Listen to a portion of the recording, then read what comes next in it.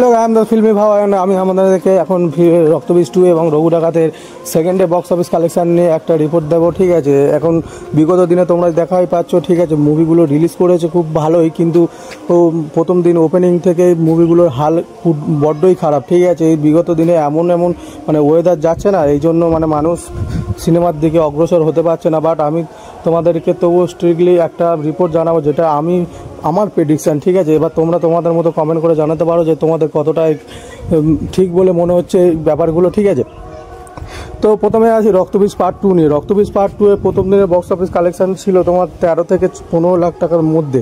ঠিক আছে, 15 লাখ টাকার মধ্যে, এবং সমস্ত মানে আমাদের কলকাতার মধ্যে, কলকাতা এবং ওভার মানে আমাদের এই রাজ্যের কথা বলছি। ঠিক আছে, এই রাজ্যের টোটাল ছিল ওটা।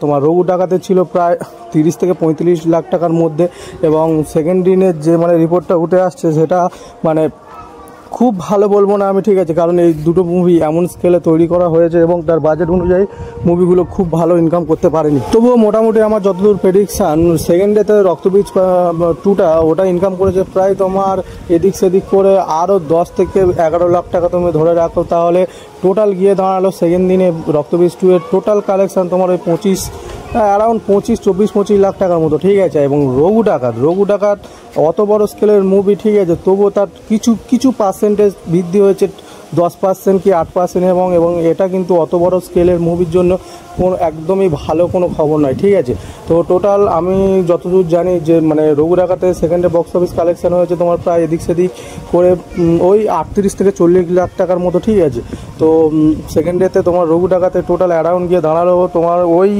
ধরে রাখো 65-70 লাখের মধ্যে। ঠিক আছে, তো আজ সবে পঞ্চমী, এখনও ষষ্ঠী, সপ্তমী, অষ্টমী, নবমী, দশমী, এখনও অনেকটাই দিন পড়ে আছে। দেখা যাক এই মুভিগুলো তাদের কেমন কি ইনকাম করতে পারে। তো ঠিক আছে, এবার যতদূর মোটামুটি দেবী চৌধুরী রানীটাও আছে, সেটাও মাথাচাড়া মেরে উঠছে। ঠিক আছে, কন্টেন্ট ওয়াইজ দেবী চৌধুরী রানী খুবই ভালো হয়েছে শোনা যাচ্ছে, এবং রক্তবীজ পার্ট 2 এবং তোমার রঘু ডাকাতে, ঠিক আছে, এত বড় হাই স্কেলের স্টার থাকা সত্ত্বেও এই দুটো মুভি যে এইভাবে মার খাচ্ছে, সত্যি মানে একটা বাঙালি ফিল্মে মানে বাংলা সিনেমার দর্শক হয়ে আমার নিজের খুব খারাপ লাগছে।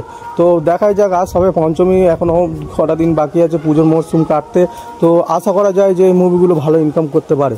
তো বন্ধুরা, তোমাদের কার কেমন লাগলো এই ভিডিওটা আমাকে কমেন্ট করে জানাতে পারো, এবং নতুন আমার চ্যানেলে কেউ আসলে প্লিজ ভিডিওটাতে একটি লাইক এবং আমার চ্যানেলটা সাবস্ক্রাইব করে রেখো আগামী ভিডিওগুলো পাওয়ার জন্য।